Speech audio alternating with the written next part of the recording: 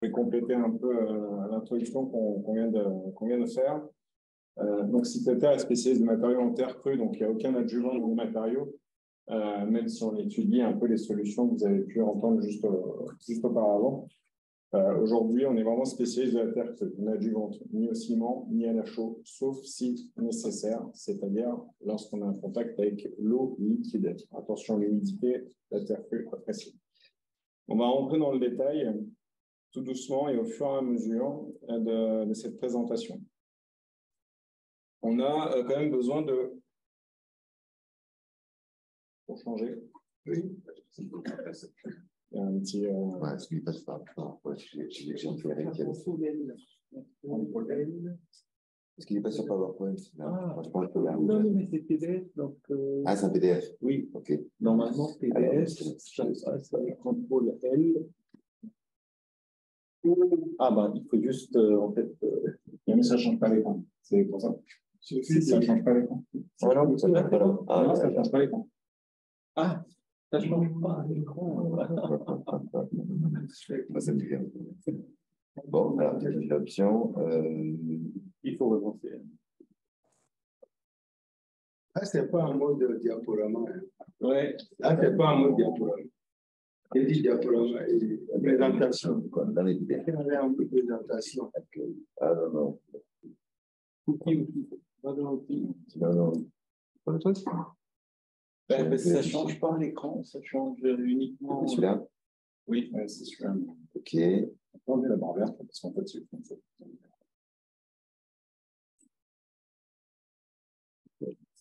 Et non, c'est l'enregistrement. Option navigation. Oui, je pense pas. C'était où? Un fichier. Mon écran, mode lecture, peut-être ça c'est bien. Ça peut bien. L'équivalent sur il faut projeter, en fait, projeter une application. J'ai peur que il n'y a pas de partage là. Si, il y a partage d'écran. J'allais dire, vous partagez. Le partage d'écran est en pause.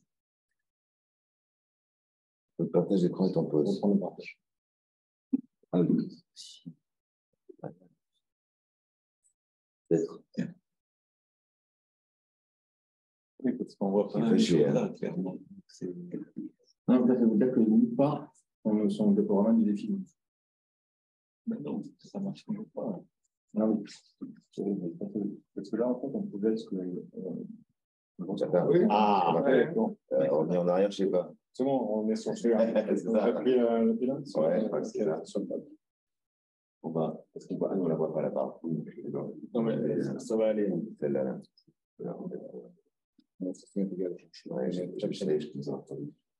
On reprend. Excusez-moi. Donc, il y a d'abord un constat à faire sur les impacts carbone qui sont liés à la production du bâtiment et surtout aux déchets urbains que génèrent les ouvrages. 90% des déchets urbains viennent justement de la production des chantiers de BTP. Donc, en fait, on est parti de ce constat-là. Également du fait que ces déchets urbains sont quasiment tous composés de terres d'excavation, donc les terres de nos chantiers franciliens. Juste pour le secteur du Grand Paris, le secteur géographique du Grand Paris, jusqu'en 2030 et donc depuis déjà 1 an et demi, nous allons avoir à peu près 400 à 500 millions de tonnes de terre qui vont être excavées sur uniquement le Grand Paris. Donc imaginez-vous sur l'Île-de-France et plus globalement sur la France. Ce tas de 400 à 500 millions de tonnes, si on devait le schématiser, fait 2 fois la hauteur de la Tour Eiffel et recouvrirait l'intégralité du 16e arrondissement. Ça vous donne à peu près un équivalent. Pour autant, Cycloterre est le plus gros producteur de matériaux en terre crue, mais n'utilise que 10 000 tonnes de terre par an. Donc, il n'y a pas de problème d'accessibilité à la ressource. Je pense qu'on en aura autant qu'on le souhaite et sans difficulté d'approvisionnement. Même s'il y a effectivement un gros travail de tri de ces terres, en tout cas de sélection de ces terres. Là, on a un petit schéma qui est plutôt intéressant à regarder. Pourquoi Cycloterre est né? C'est qu'un, on excave les terres. 2, ensuite, on les trie. Enfin, quand on les trie, On les a sélectionnés auparavant, donc on fait que les stocker, les sécher à l'air ambiant, c'est-à-dire qu'on n'a pas artificialisé le séchage avec de l'énergie pour éviter justement, encore une fois, des impacts carbone trop importants. Une fois qu'ils sont secs, une fois que les terres sont sèches, alors seulement on peut les broyer pour ensuite seulement produire des matériaux. On verra ensuite les différents matériaux. Donc là, on est dans cette phase-là, production de matériaux. Ensuite, il va falloir les mettre en œuvre sur les différents chantiers. Donc, un, trouver les chantiers. Deux, pouvoir les mettre en œuvre avec une main-d'œuvre aujourd'hui qui est en cours de formation. Et je vous expliquerai pourquoi on a simplifié cette étape-là. Et surtout, l'étape d'après, c'est celle-ci qui est intéressante, c'est arrêter de créer du déchet lorsque le bâtiment va être en fin de vie. Il faut arrêter ça. C'est pour ça que tous nos matériaux sont recyclables à volonté. Ce sont des argiles, tant qu'ils ne sont pas pollués par une utilisation, par une cuisson chimique au ciment ou à la chaux, alors ils sont réemployables. Si un jour quelqu'un vous dit « mon matériau en terre chaux est recyclable », ce n'est pas vrai. C'est considéré comme un déchet. Certains en font une facilité de langage. Ça, c'est pour vous expliquer que Cycloterre, avant d'exister dans la société que je viens de vous présenter, avant cette société, il y a eu 4 ans d'études et de projets autour des matériaux en terre crue.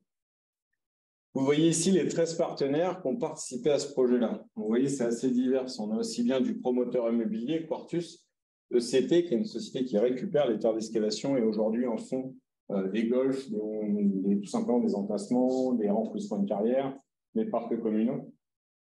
On a également des universités, Sciences Po, Gustave Eiffel, et on a également la ville de Sevran, hein, qui est une collectivité qui a porté ce projet, qui est un projet européen, donc qui a été financé à 80% par l'Europe. Grand Paris Aménagement, qui a été très présent également, la Société du Grand Paris, la région Île-de-France, donc tout ça, c'est un package. Et également, on a 2 experts terres qui apparaissent ici, Amaco et Cratère. Cratère est une université et bureau d'études autour de l'architecture terre. Il délivre d'ailleurs un DSA terre, architecture terre. Et Amaco est un BE également, un centre de formation plutôt sur la formation des artisans. Voilà, ils ne s'arrêtent pas qu'à la terre, d'ailleurs, ils font aussi du biogéosourcé.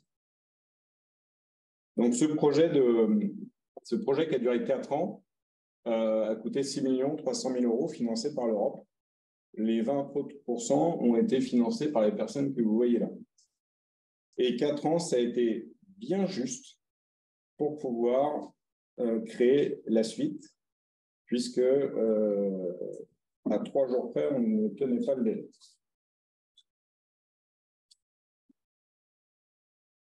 Donc voilà, l'objectif du projet, c'était donc de créer une fabrique. Pourquoi le terme fabrique? C'est qu'on n'est pas des gros industriels, dans le sens, comme j'ai pu connaître auparavant dans mon passé, des gros industriels à produire des millions et des millions de pièces, mais on n'est pas non plus des artisans. Donc le juste milieu, c'est fabrique. Et fabrique, ça ramène aussi à un côté local, puisque Cycloterre se veut être présent sur la commune de Sevran, donc sur une communauté de communes aussi par les terres d'envol, puis le département et la région Île-de-France, qui est très moteur autour de l'usage de nos matériaux. Donc il fallait faire cette fabrique, mais avant tout, des matériaux en terre crue, on utilise depuis des siècles. C'est séculaire, c'est un matériau qui est séculaire. Il fallait redonner déjà l'envie de l'utiliser, mais également, surtout, pouvoir fournir des volumes importants. Fournir des volumes importants, c'est l'industrialisation. Ça explique pourquoi cette photo du bras robotisé que vous voyez là. Je vous en expliquerai le process tout à l'heure plus en détail. Mais en tout cas, il fallait absolument pouvoir industrialiser pour pouvoir produire plus de volume que ce qui existe aujourd'hui. Aujourd'hui, un artisan terre crue, lorsqu'il vous produit 500 blocs par jour, eh bien, il a fait une très très bonne journée et difficile.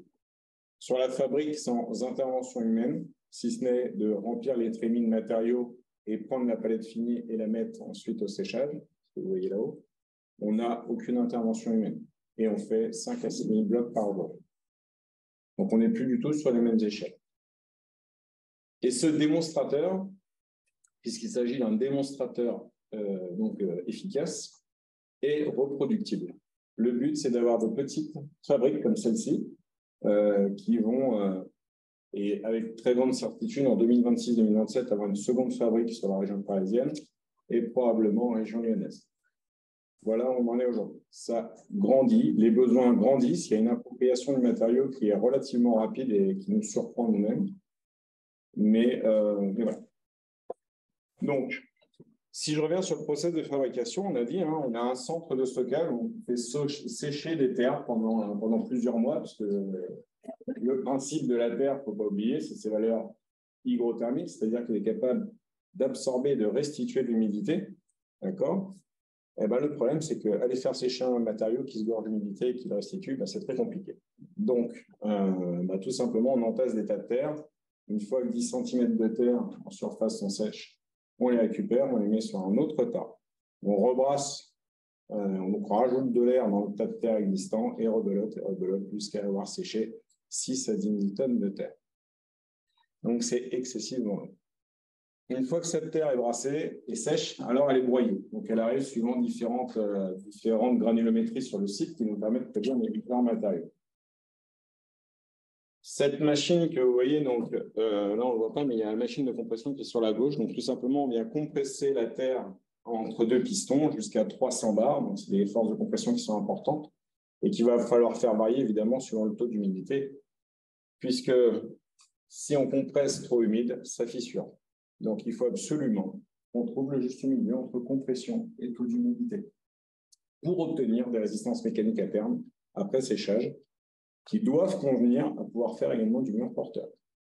Donc, on a un vrai suivi qualité, une vraie traçabilité de notre production pour pouvoir assurer à nos clients qu'ils aient des blocs conformes, que ce soit pour faire de la cloison, que ce soit pour faire du remplissage de structure photovoltaïque ou du mur porteur. Mur porteur, on doit atteindre minimum 4 mégapascales. Aujourd'hui, l'intégralité de nos blocs sort au-dessus de 7 mégapascales. On n'a aucune difficulté à produire avec des compressions assez importantes, des résistances à la compression assez importantes.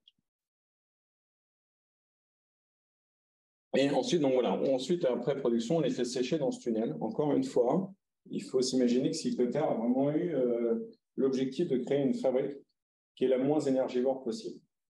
Dans ce tunnel, vous voyez là, en fait, c'est simplement des rails de rangement dans lesquels on vient ranger les palettes.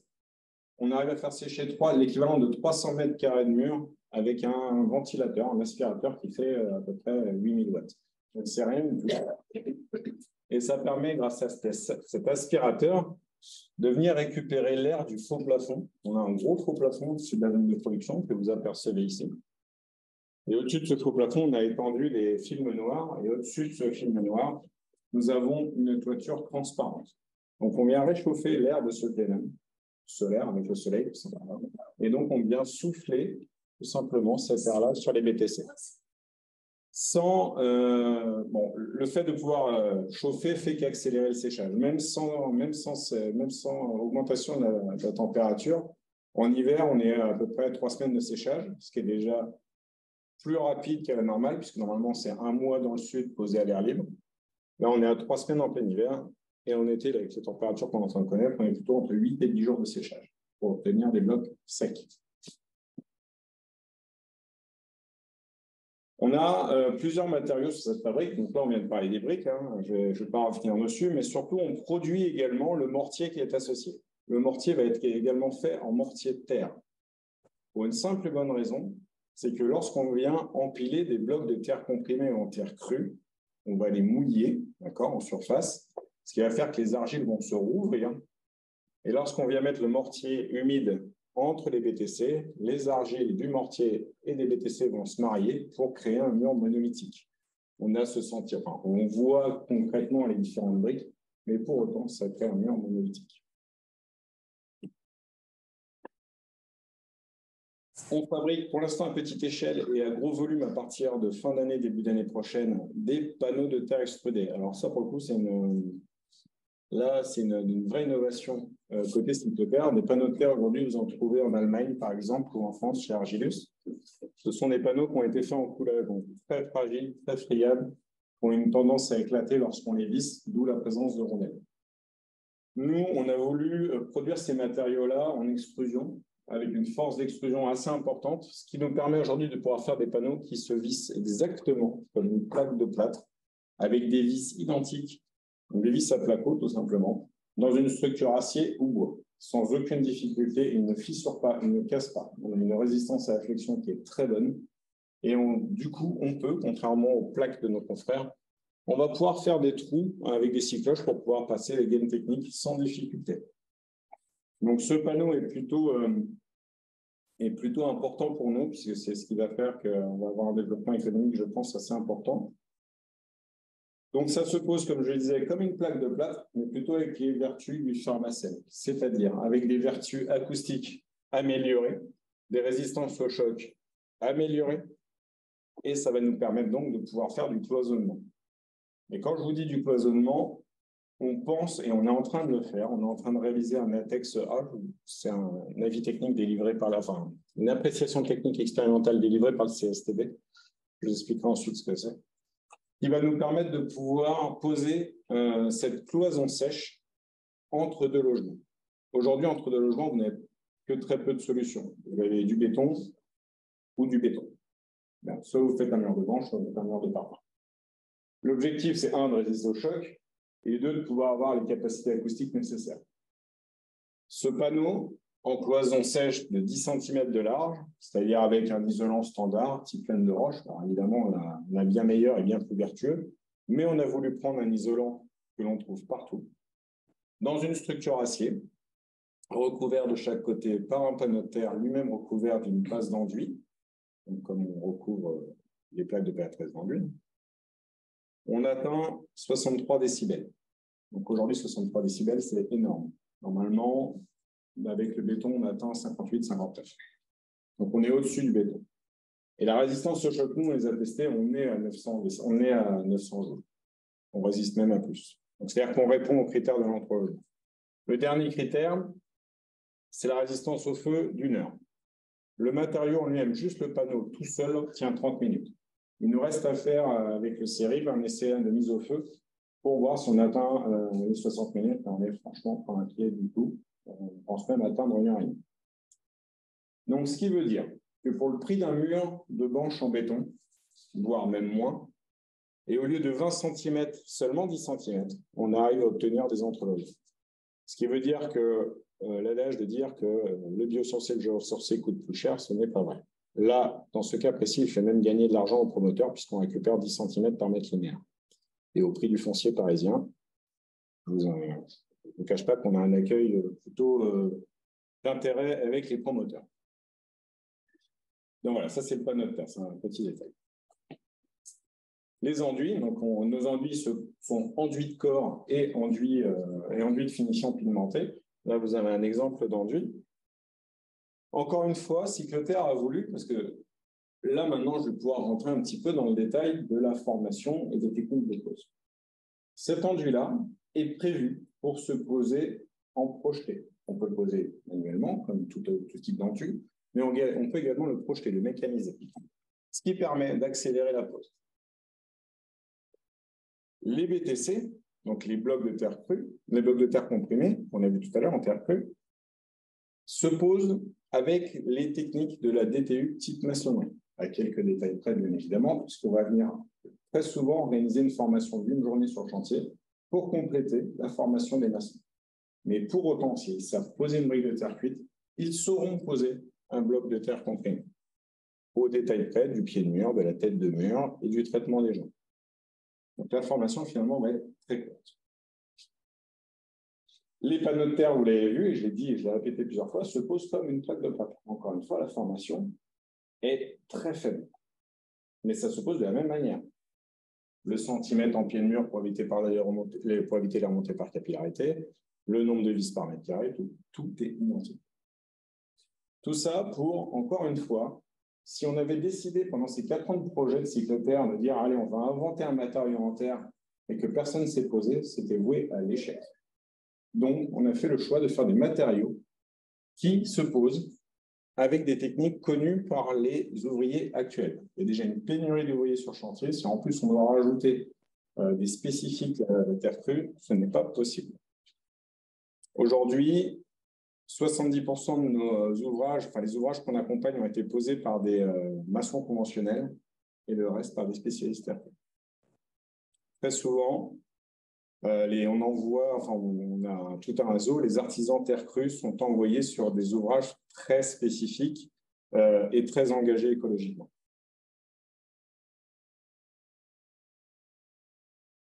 Alors, on fait d'autres matériaux. Là, on donne l'exemple de la terre à piser, puisque c'est celui qui est le plus connu. Ce sont des murs monolithiques avec de la terre que l'on vient entasser par couche, qui est très connu en région Rhône-Alpes. Voilà. Ce sont très souvent des murs porteurs qui sont utilisés pour faire ce type d'ouvrage. On n'en retrouve pas qu'en région Rhône-Alpes, on en trouve partout dans le monde. Mais voilà, vous avez un exemple d'un mur en pisé sur votre gauche. On fait également de la bauge et du torchis pour ceux qui connaissent. On les met moins en avant parce que c'est vraiment des techniques très spécifiques. Et là, on sort, je dirais, de la spécialité de Cycloterre qui est de faire des matériaux qui sont facilement appréhendables.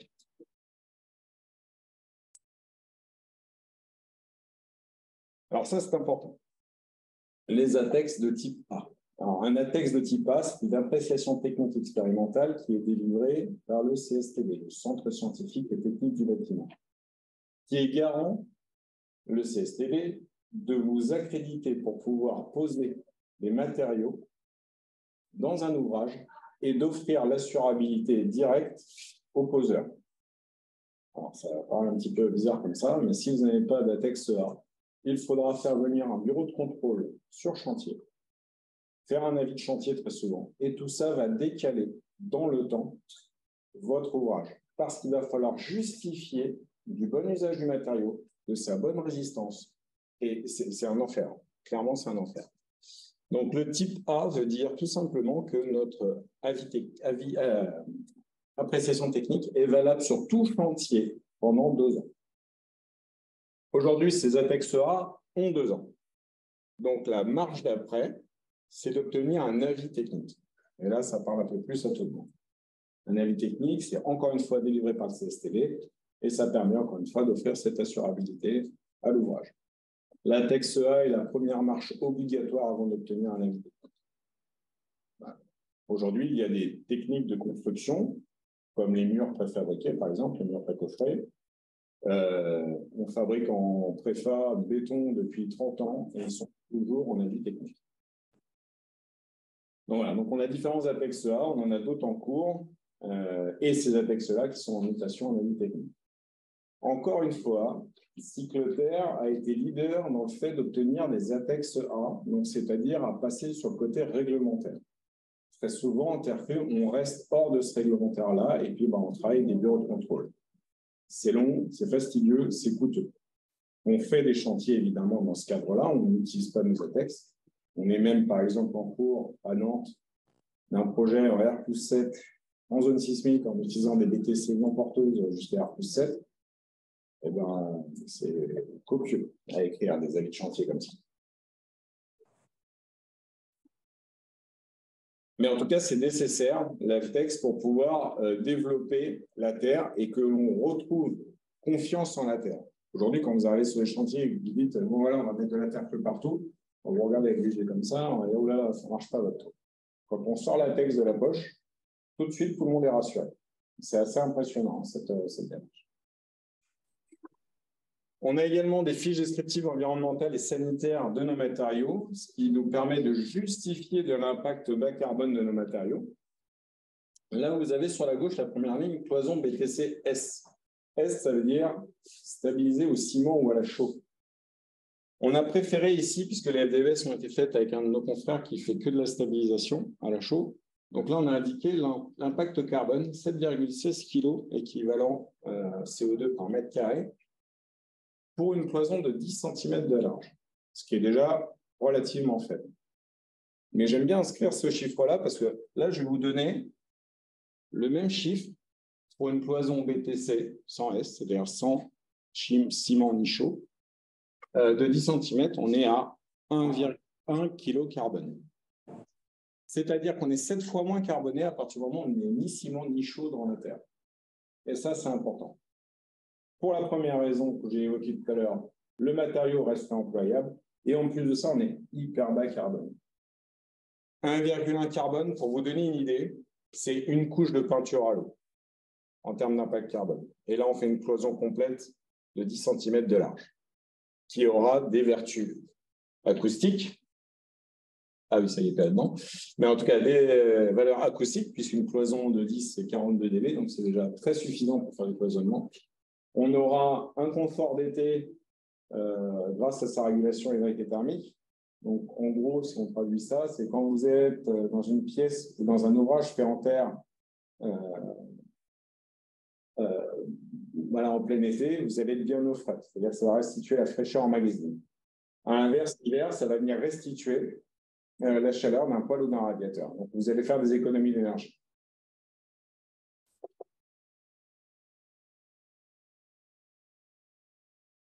Alors, cycle d'air, je disais, malgré les ATEX, alors les ATEX, ça reste des documents qui font 80 pages. Hein, je ne vous cache pas que quand vous le mettez dans les mains d'un maçon, généralement, c'est lu de travers et très mal.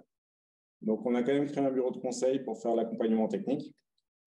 Donc, autour de nos ATEX, mais aussi lorsqu'on sort des ATEX. Voilà, je vais donner l'exemple de Nantes tout à l'heure. On fait également des accompagnements de chantier voilà, aussi bien pour former les maçons, mais aussi pour accompagner le chantier tout au fur et à mesure de la construction. Mais aussi en amont, on accompagne les architectes sur la phase concours pour être sûr que la terre qu'ils aient prévue en phase concours reste dans la phase projet. On a eu un certain nombre d'architectes qui sortaient des projets avec de la terre partout. C'est pour ça qu'on montre cet exemple.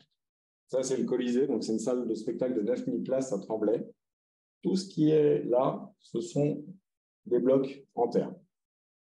Ils en ont mis partout, partout, partout.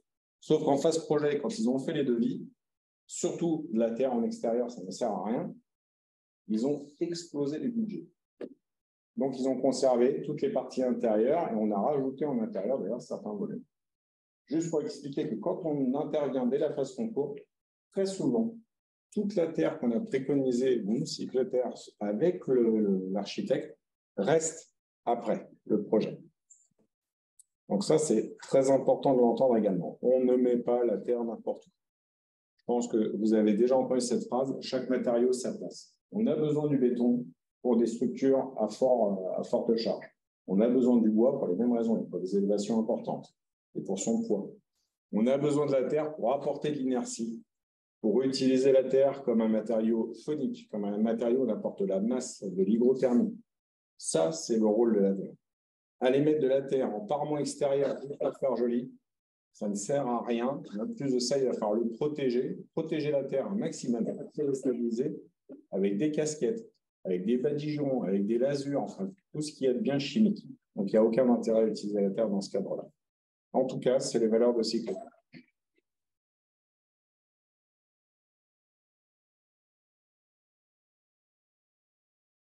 Rapidement, et pour parler d'un peu plus concret, pour vous expliquer à quel point la Terre aujourd'hui est en train de partir et plutôt fort. Et j'aime bien toujours comparer la Terre crue aujourd'hui avec la vie qu'a eu le bois. Il y a quelques dizaines d'années, parce que ça se compte en plusieurs dizaines d'années, le bois est arrivé dans un premier temps dans les ERP. Et encore, de manière très ponctuelle. Puis après, on a commencé à créer des gymnases de manière assez importante. Puis après, on a fait des écoles. Puis après, on a construit des bâtiments de logements, puis après des maisons. Et tout ça, ça a pris plusieurs dizaines d'années. La Terre, aujourd'hui, moi, ça fait 2 ans en tout cas que je dirige maintenant Cycle Terre, et on a vu cette accélération. On a commencé par des gros ouvrages, donc, comme par exemple l'Arena, l'Adidas Arena pour les JO 2024, le Colisée que vous avez vu juste avant, qui est une salle de spectacle, encore une fois, une ERP, l'hôpital de jour de Melan-en-Yvelines. Là, on change de catégorie, on commence à changer un peu, à se diversifier. Et puis, bon, tout ce que vous voyez là, c'est des ERP.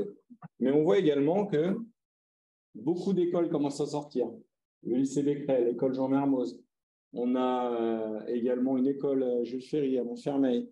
Enfin, on en fait un certain nombre. À Brétigny-sur-Orge également, on a fait un groupe scolaire. Donc, on est en train de se diversifier.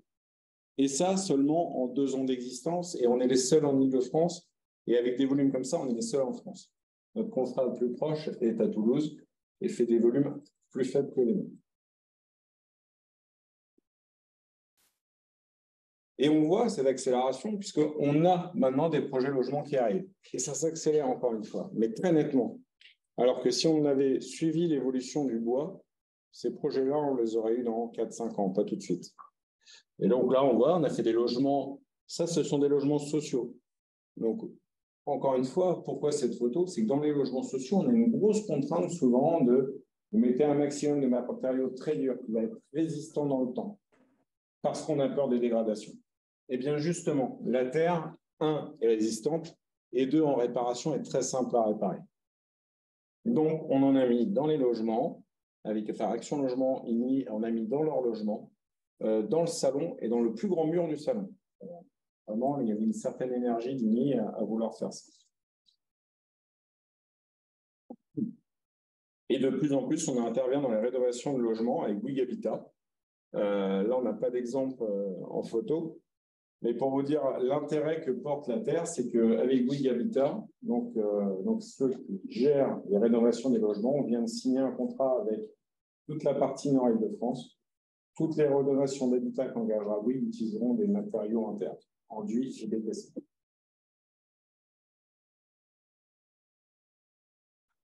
On fait également du tertiaire. On a fait le projet Universel. J'ai fait un petit aparté sur le projet Universel parce que c'est important et ça démontre l'usage aussi des matériaux internes.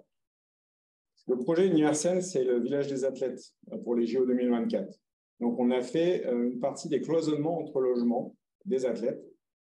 Pourquoi avoir utilisé la terre? C'est tout simplement que à la fin des JO 2024, les chambres des athlètes vont être détruites pour faire des open space. Plutôt que d'utiliser des matériaux qui vont finir en déchets, ils vont utiliser nos matériaux pour faire des cloisonnements. Une fois qu'on va détruire les salles, les chambres des athlètes, on va coucher les cloisons tout simplement, on va venir récupérer les matériaux pour les rebroyer et reproduire avec. Donc, quand je disais tout à l'heure qu'on est parfaitement employable, là, c'est un très bel exemple.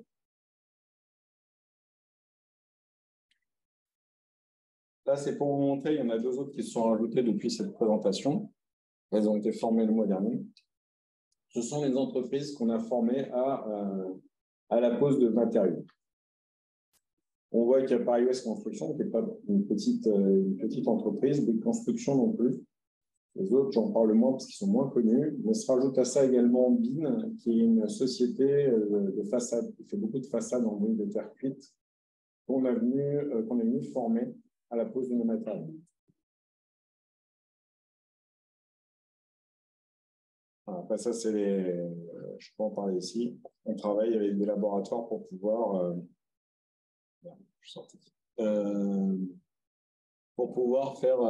améliorer le matériel. Pour montrer quelques réalisations, là on est sur un projet d'enduit. Vous avez reconnu les chaussures Veja. Donc vous pouvez voir Butte Montmartre, nos enduits sont visibles sur les salles d'exposition. Comme quoi on peut faire des trucs vraiment très sympas, parce que ça, ce sont des enduits terre. On peut faire des trucs très sympas avec les enduits terre. On n'est pas obligé de faire juste un mur lisse, ou alors des murs qui font très brut. On peut faire aussi des choses beaucoup plus fines.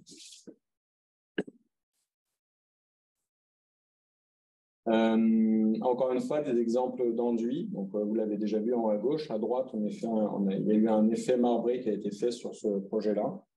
Et au centre, vous avez un exemple de pigments. C'est les pigments qu'on nous demande le plus aujourd'hui chez Cyclotherm.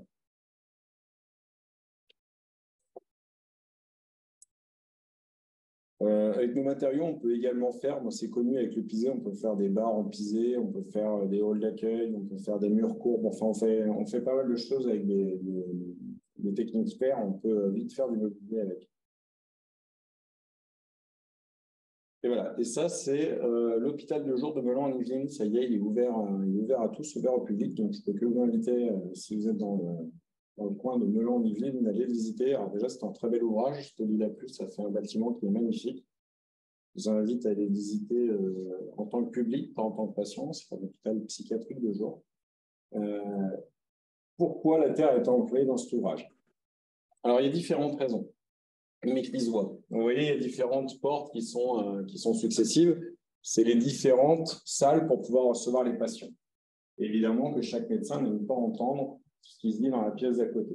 Donc, l'isolation phonique apportée par la terre est excellente. Donc, on n'entend pas ce que dit le voisin de l'autre côté. Alors, ça a été aussi employé pour son aspect esthétique. Là, vous voyez, c'est plutôt sympa d'avoir ce couloir traversant avec des VTC de chaque côté. Mais surtout, ce qu'il faut retenir de cet ouvrage, ce sont les ventelles qui sont au plafond. Les ventelles vont venir s'ouvrir dans la nuit pour faire rentrer la fraîcheur dans l'ouvrage. Les BTC vont se gorger de cette fraîcheur pendant toute la nuit. Lorsque les températures vont augmenter, ils vont fermer les ventelles et les BTC vont restituer la fraîcheur emmagasinée toute la nuit. Ça, c'est important. Autre chose importante, c'est que là, on ne le voit pas, mais derrière les murs BTC sont positionnés les chauffages rayonnants pour l'hiver. Donc, les chauffages rayonnants vont projeter la chaleur sur les murs BTC qui vont encore une fois se gorger de cette chaleur et venir restituer tout doucement, tout au fil de la journée, la chaleur emmagasinée. Les variations de température vont donc être beaucoup plus faibles et les usages énergétiques vont être très faibles. Donc, ce bâtiment a été super bien pensé et encore une fois, ce bâtiment-là est accompagné dès la phase concours pour pouvoir utiliser la terre à sa juste efficacité. Quand on utilise la terre, comme tous les autres matériaux, quand il est bien employé, il apporte des qualités au bâtiment. Voilà. Dernière spécialité de cyclotherre, et puis je m'arrêterai là parce que c'est nécessaire d'avoir cette dernière spécialité, c'est qu'on a une approche économique. Quand on a commencé il y a 2 ans, on parlait avec des artisans terre crue qui sont souvent nos amis. Ils nous expliquaient qu'un mur en terre crue coûtait entre 400 et 500 euros le mètre carré. Alors, je peux vous garantir que vous annoncez ça à n'importe qui, on vous regarde avec des yeux comme ça, c'est pas possible. On ne va pas mettre 500 euros dans un mur. Surtout si c'est une simple cloison, on ne peut pas mettre 400 euros dans une cloison. L'objectif, ça a été effectivement de pouvoir proposer des BTC moins chers, donc baisser le coût de fourniture, mais également, par le biais des ATEX, standardiser la pose et donc, du coup, pouvoir ouvrir la pose à des maçons conventionnels, donc à baisser le coût de pose. Aujourd'hui, c'est le cas, et même des artisans en terre aujourd'hui disent qu'ils s'y retrouvent à poser des matériaux. Voilà. Donc, il y a une approche qui est d'accompagnement technique, de fournisseurs de matériaux et d'accompagnement également financier. Ce qui permet, en fait, toutes ces démarches-là est nécessaire pour que la terre crue puisse se retrouver de plus en plus dans différents endroits.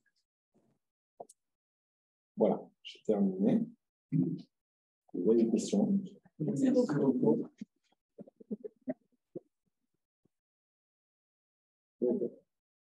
Voilà. Question dans la salle. Merci beaucoup. Moi, j'ai quelques petites questions. Déjà, lorsqu'on parle de terre, il existe différents types de terre. Oui. Duquel parlons-nous? D'accord. Alors, Cycleterre utilise des terres d'excavation, donc les terres de chantier. Évidemment, quand on récupère des terres de chantier, on brasse différentes couches géologiques. Le CSTB, lorsqu'ils nous ont délivré la TEXEA, ils ont souhaité avoir une continuité de la ressource géologique. Alors, ce qui veut tout et rien dire, et quand on est expert terre, on en rigole presque. En gros, le CSTB nous impose d'utiliser des limons de plateau. Les limons de plateau, heureusement, on le trouve très facilement dans le bassin parisien, mais aussi jusqu'en Belgique. Tout le quart nord-est de la France est composé de limons de plateau. Et c'est ce qui est très drôle d'ailleurs, parce que vous prenez un limon de plateau sur une excavation, vous prenez un autre limon de plateau qui est à 2 km, il sera strictement différent. Donc, d'où la nécessité, lorsqu'on nous alerte d'un chantier qui commence, que ce soit nos clients, la Société du Grand Paris, GPA ou le CT, nous alertent sur des chantiers qui commencent, on va faire des extractions à différents points des chantiers et à différentes profondeurs pour faire les analyses de ces terres-là. Alors, 1, pas de terre polluée. 2, il faut que ce soit des limons de plateau et après, on commence les analyses. Si jamais le squelette granulaire, et bien d'autres, mais c'est le squelette granulaire qu'on va en premier, répond à nos attentes, après 10 jours d'analyse, on a 10 jours d'analyse sur les terres, alors on accepte les terres et dans ce cas-là, lorsque l'extraction va commencer, on envoie un technicien sur le chantier, parce que quand vous demandez à un terrassier de creuser, il creuse, mais il ne regarde pas les couches géologiques, il creuse. Donc, il faut qu'on ait un technicien sur place pour dire attention, regarde, on change de couche géologique, on arrête l'extraction, on ne prend que cette zone-là. Donc, on reste avec lui une journée. En une journée, généralement, on met 2 jours maximum. Les 10 000 tonnes de terre sont embarquées. Voilà. Donc, d'une manière générale, pour un ouvrage donné, la terre qui est utilisée est prélevée sur le site. Alors, ça, c'est le monde idéal. Effectivement, c'est ce qui se pratique normalement de manière ancestrale avec la terre. On prend la terre sous nos pieds pour produire et fabriquer de matériaux et construire. En région parisienne, je parle bien de la région parisienne, d'accord ? Ce n'est pas possible. Je l'ai expliqué tout à l'heure, un tas de terre, lorsqu'il est excavé, met plusieurs mois à sécher, à être broyé. Une fois qu'on produit les matériaux, quand on fait sécher des matériaux sur site, c'est un mois de séchage en plus. Donc, ça voudrait dire qu'on immobilise à minima 4 à 5 000 m² sur un chantier pour pouvoir transformer les matériaux. Ça n'a pas de sens en Île-de-France, pour des gros volumes, j'entends. Même pour des petits volumes, ça paraît compliqué. Et c'est aussi pour cette raison-là que le développement de la terre ne fonctionnait pas à mon sens. Le fait de travailler en usine fait qu'on se dédouane du chantier. En revanche, ce qu'on propose et ce qu'on a déjà fait avec nos clients, on signe un contrat avec eux en disant, voilà, votre terre est employable, on va vous récupérer 4, 5, 6 000 tonnes et on les emploiera pour des futurs ouvrages, mais vos terres seront réemployées à terme. Le cycle est beaucoup trop long, on est à plus de 6 mois de cycle entre l'excavation et la fourniture de matériaux. On est beaucoup trop long. Donc, pour accélérer tout ça, on a toujours des stocks de terre en amont, avec la traçabilité qui va avec, évidemment. Et voilà, on fait tourner les terres. Mais certains de nos confrères, effectivement, se déplacent sur le chantier pour pouvoir fabriquer des matériaux. Mais ça amène beaucoup plus de contraintes. On a fait l'essai avec Briques Techniques Concept qui est installé dans le sud à Toulouse. Même en impact carbone, on est plus faible en impact carbone que quelqu'un qui se déplace sur chantier. Mais au B1, ça devrait être beaucoup plus court. Alors, après, on a, bon, effectivement, c'est autre chose, mais on est approché par des pays nord-africains et Afrique centrale, où effectivement, l'autoconstruction et donc la production de matériaux sur site a tout son intérêt, évidemment. Il y a un projet qui est en cours avec le Maroc, alors, au Maroc, j'espère que ça va aboutir, de pouvoir fournir des presses de compression dans des zones qui sont un peu sinistrées pour enlever toutes ces bâtisses qui ne sont pas de qualité pour pouvoir offrir aux gens le fait de fabriquer leurs propres matériaux de terre en les accompagnant pour qu'ils puissent avoir des ouvrages de qualité. Voilà. Deux dernières questions très rapides. Est-ce que vous avez observé une influence des conditions de séchage sur le qualité des bâtiments? Par exemple, la symétrie du séchage. Deuxième question, en matière de caractérisation, de tests, etc., est-ce que vous avez regardé le comportement sous sollicitation dynamique cette fois-ci? C'est-à-dire au lieu de comprimer de manière statique, voir comment éventuellement se propage le choc, etc., dans un matériau. Alors, pour la première, oui, le séchage influe la montée en résistance mécanique. Un séchage trop violent dégrade très clairement la résistance mécanique. On l'a constaté en été parce que notre tunnel de séchage que je montrais tout à l'heure peut avoir en air chaud à 65-70 degrés, ce qui paraît faible, hein, mais à la fois c'est très important pour la Terre. Donc du coup, lorsqu'on atteint ces températures-là, les équipes le savent, on laisse les BTC pendant 48 à 72 heures à l'air libre avant de les mettre au tunnel de séchage pour éviter de dégrader la résistance mécanique. Et effectivement, plus on sèche lentement, plus les résistances mécaniques sont élevées. Ce qui explique pourquoi très souvent on étale les adobes, pas les BTC, mais les adobes, on les étale pour pouvoir les faire sécher tranquillement, voire on les couvre. Pour les essais en dynamique, alors je peux vous garantir que quand on obtient un index A du CSTB, tous les essais auraient été faits. C'est pas uniquement du bloc qu'on vient compresser, c'est du doublé maçonné, c'est du doublé maçonné qu'on vient frapper, c'est les essais au choc mou, les essais au choc dur. Enfin, vous êtes épluché par le CSTB. Voilà. Merci. Je vous en prie. Oui. Si, il faut s'approcher. Merci pour cette présentation. Est-ce que vous avez choisi une approche de protection de vos savoir-faire, étapes de compression, de séchage, par de la protection intellectuelle, par d'autres types de secrets pour éviter pour conserver votre place sur le marché? Alors, premièrement, non, parce qu'on a été financé par l'Europe et que tout doit être en open source. C'était le contrat lié avec l'Europe pour les BTC. Et les BTC, j'ai envie de vous dire, depuis l'après-Seconde Guerre mondiale, on fait la compression. Tout spécialiste terre va savoir vous faire des BTC. Alors, du mortier également, des enduits également. Il y a beaucoup de personnes qui savent le faire. Le panneau de terre va être protégé, puisque c'est le mélange est très pointu et doit être protégé, et la méthode de fabrication du panneau va être protégée également. C'est Amaco qui a créé le mélange, qui a eu cette idée-là. Donc Amaco va déposer le brevet et nous, on sera en utilisateur exclusif de ce brevet. Voilà. Sinon, on est en open source pour tout le reste, y compris, si vous allez sur le site Cycloterre, vous retrouverez très facilement tous nos ATEX, toutes nos recherches, tous nos FDVS, vous retrouverez tout sur notre site, tout est en open source. Voilà. J'ai une question, c'est vous avez une dizaine de jours d'analyse pour faire. Et donc, effectivement, comme c'est des limons de plateau, les limons de plateau sont quand même variables en temps miroir, enfin, en temps d'oxyde de fer ou de miroir plutôt.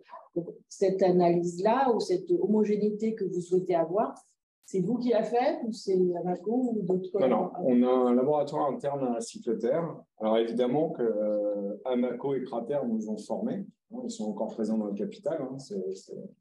C'est important pour nous, mais surtout, on a Elodie Wallers qui est dans nos équipes, qui est diplômée de chez Cratère, qui a un DSA, de DSA de Cratère, et qui est spécialiste terre, alors qui est architecte depuis 10 ans, mais qui a voyagé partout dans le monde autour de l'architecture terre, avant d'asseoir tout ça avec un DSA auprès de Cratère. On a donc ce laboratoire dans lequel on fait toutes nos analyses en interne. On a un alternant en génie de matériaux qui nous épaule également, parce qu'il y a beaucoup de volume à faire. Et Elodie pilote tout ça suite à notre formation qu'on a pu avoir. Aujourd'hui, on pensait effectivement que Cratère Amaco allait être beaucoup plus présent. Et au final, plus le temps passe, plus on arrive à travailler en partenariat avec Amaco, mais qui sont de moins en moins présents dans notre fonctionnement. Voilà, on devient autonome très clairement et on se pose la question dans un bureau d'études. Mais en fait, oui, parce que pour nous, ici, on est des minéralogistes, des mécaniciens, enfin, etc. Donc, la question, vraiment pas dit pour qu'on comprenne bien, c'est est-ce que vous faites des analyses, je ne sais pas, en minéralogie, en granulométrie On fait les granulométries, on fait le méthylène, on fait un paquet. C'est vrai que c'est Elodie qui aurait dû venir ici. Non, vous dites que vous ne prenez pas de sols pollués. On ne les prend pas. Donc ça, comment on fait? En fait, c'est... Avec le rapport géotechnique 1, vous avez tout simplement si c'est pollué à hauteur NIS10 ou pas. Donc on ne le prend pas dans ce cadre-là. De toute façon, on est une société de recyclage de déchets non dangereux. On n'a de toute façon pas le droit de les prendre. Question de Sémé. Peut-être une question à Sémé. Il y a un peu de son. Oui, il a eu une question. Sémé, vous avez une question? Allez-y. Ok, merci. Oui, bonjour, merci beaucoup. Moi, c'est Chéri Photo Tamon. Je suis chercheur à l'ENST à Boumé. Je remercie M. Teddy pour sa présentation qui a été quand même très instructive aussi. Je voudrais j'ai deux préoccupations par rapport aux éléments qu'il a présentés. La première, c'est par rapport aux panneaux de terre.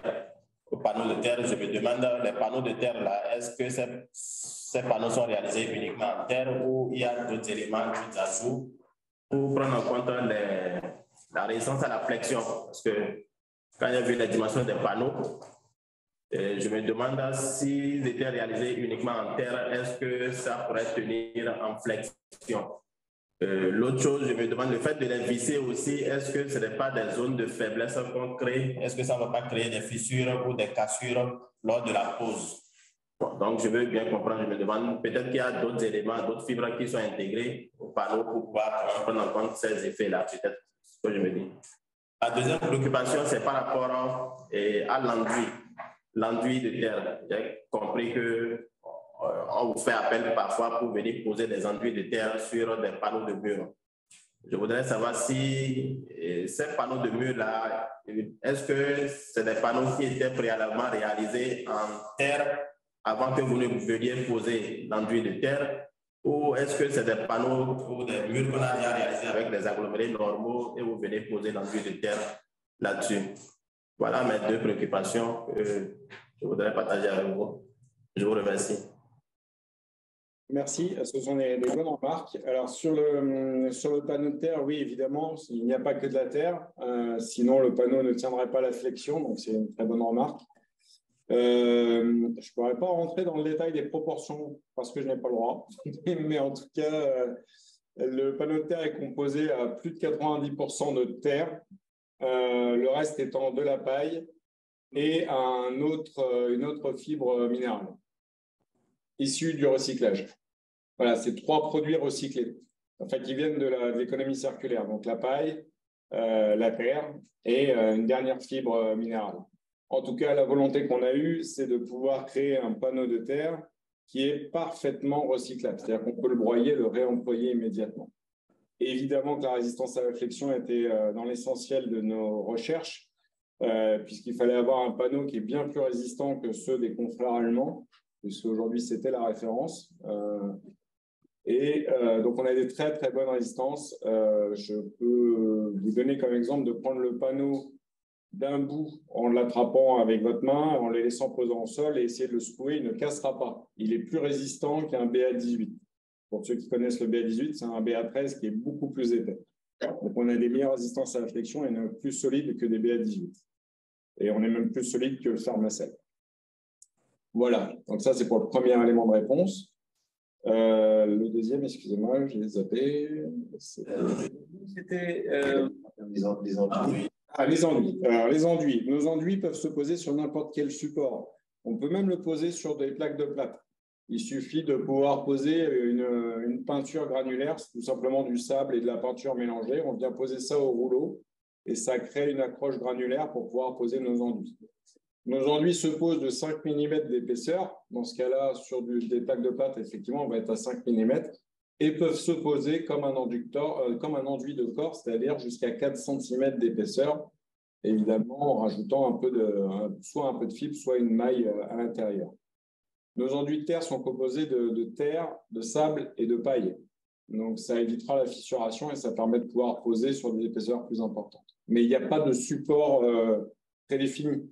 On peut le poser sur du bois, sur la plaque de plâtre, évidemment, sur du chanvre, sur du béton, sur de la terre, évidemment. Voilà. Il n'y a pas d'attrait nécessaire à la pose de nos enduits. Est-ce qu'il y a encore une question là-bas? Est-ce que vous avez un marché particulier? Vous êtes sensible à l'humidité matériaux? Est-ce que c'est, moi je pose la question des risques en particulier des crises d'eau et des poussières humides. La première question, c'était. Alors, on vend en particulier, on vend pour des gros ERP, des ouvrages publics, des ouvrages privés. Et évidemment, les ERP, les ouvrages publics sont leaders là-dedans, toujours, comme toujours, les nouveaux matériaux et les ouvrages publics sont plutôt volontaires. Mais on a déjà des privés qui viennent nous voir pour des logements, du logement individuel, du logement collectif. Donc, ce que je disais tout à l'heure, le développement du bois qui a mis plusieurs dizaines d'années, on est en train de le faire en quelques années. Donc, nous, on est fermé à aucun marché. D'accord? Donc, ça, il n'y a aucun problème là-dessus. L'autre question? L'humidité. Donc, les milieux humides, l'air ambiant humide, au contraire, la terre apprécie. Parce que c'est son rôle. Ça va se gorger d'humidité et restituer. Notre tout premier ouvrage, qui était la maison d'accueil des femmes à Carras-sous-Poissy, il y a un mur qui a été mis entre une zone de repasserie et le bureau du directeur de l'ouvrage. Et bien, tout simplement, les BTC vont se gorger de l'humidité de la zone de repassage. Donc, au contraire, ça va être très, très bien. On va avoir un taux d'hygrométrie qui va être beaucoup plus stable que si on avait fait des matériaux conventionnels. Et au contraire, ça apporte un peu de fraîcheur dans le bureau du directeur. Donc, c'est très bien. Vous avez raison j'ai bien précisé tout à l'heure, ça paraissait un peu bête quand on le dit, mais là, ça prend tout son sens. Ça n'aime pas l'eau liquide. C'est-à-dire l'eau humide, enfin, l'humidité, très bien. L'eau à son état liquide, ça n'aime pas. Alors après, je vais vous faire la réponse que je fais à tout le monde. Est-ce que vous vous êtes posé la question sur le BA13? Sur le BA13, sur la plaque de plâtre. Vous vous êtes posé la question de sa résistance à l'humidité? Ça ne résiste pas à l'humidité, comme la terre. Donc en fait, on demande à la terre de résister à des caractéristiques que ne font pas les autres matériaux. Alors oui, vous avez raison, quand on va fonctionner en mur porteur, vous avez parfaitement raison, et là, il va falloir se poser la question. C'est pour ça qu'on fait des soubassements soit en pierre, soit en béton, et qu'on va venir recouvrir les BTC. Si elles ne sont pas stabilisées, on va venir recouvrir d'autres éléments pour le rendre étanche. Mais dans le cas d'une cloison, on n'a jamais demandé à une cloison résistable. Mais j'aime bien quand les gens posent cette question-là, parce que justement, ça permet de... Les contraintes que nous, on a eues à rencontrer le CSTV, ben voilà, c'était toutes ces genres de questions. Il a fallu qu'on justifie quelque chose qu'on ne demande pas aux autres matériaux. Petite question. Oui, on fait des murs porteurs, effectivement. Une question. Oui, une petite question. Est-ce qu'il vous est arrivé de vous confronter à la présence des moisissures lors du vieillissement? Et comment vous arrivez à gérer? Alors, des moisissures qu'on n'a jamais vues sur les BTC, parce que justement, ça absorbe l'humidité, et que ce sont des terres inertes. Ce n'est pas des terres végétales. Donc, on n'a pas le souci de la moisissure. Qu'est-ce que vous dites? Ah bon, ben, ça c'est encore... En tout cas, ce qu'on a un constat, et pourtant, on a posé... Donc, vous ne le constatez pas. On a posé pourtant des BTC alors que la dalle béton était en train de sécher. Donc, c'est dans un milieu très humide, où généralement, vous voyez les plaques de plâtre qui commencent à pourrir. Ça, je l'ai déjà vu sur des plaques de plâtre. Sur nos panneaux et nos BTC, ça, je ne l'ai pas vu. Parce que justement, les BTC, la terre va se gorger d'humidité plutôt de la laisser dans les rondeurs. Mais effectivement, ça va être beaucoup plus long à sécher. Le matériau est très long à sécher. OK. Voilà. Il y a une dernière question à s'aimer ou c'est bon? Merci pour la question. Merci beaucoup pour cette intervention et le projet innovant de France.